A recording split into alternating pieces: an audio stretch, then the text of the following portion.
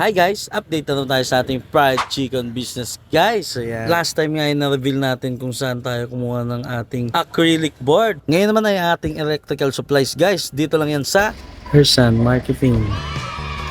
Ayan, pasok tayo guys.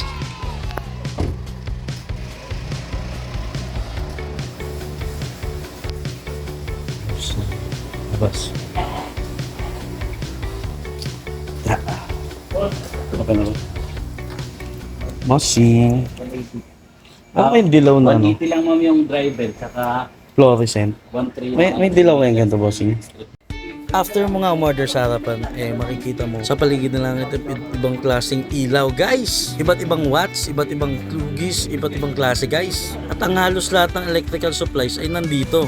At sila nga ang mga supplier ng bawat hardware sa Mandaluyong, guys. At pagdating nga ng ating order, sasampulin na nila at i-check kung tama nga at walang sira ang ating mga order. Dito na nila pine-prepare at nilalagyan ng resibo, guys. Pero after nun ay pwede pang bawasan at parang wholesale price ang dating. At doon na sa harap magkakaroon ng bawasan guys at magiging wholesale price na siya. Kaya ang sarap nga mamili dito lalo kung meron kang pinapagawang bahay or kung ano-ano man, siguradong makakatipid ka compare sa hardware nga guys. Kaya nga naman kung naghahanap ka ng electrical supplies na mura at mabisa, sigurado dito yan mismo sa Hersan Marketing. Alam ko hanggang 4 PM lang sila umabot nga ako. At ngayon, assemble na natin guys ang ating napamili. Ang gagawin ko nga ay plug and play lang. Madaling-madali lang. Kailangan ko lang pagdikit yung positive negative dun sa cord. Ayan. Tapos, lalagyan natin ng plug. Tapos, on, sak mo lang. Hindi na kailangan mag-on and off. Yun na yung mismo, direct na. Hindi tayo magaling sa electrical supplies guys. Yun lang pinaka-simple at pinaka-madaling way na kaya kong gawin. Kaya kung kayo, kaya nyo yung may on and off switch talaga. Yan.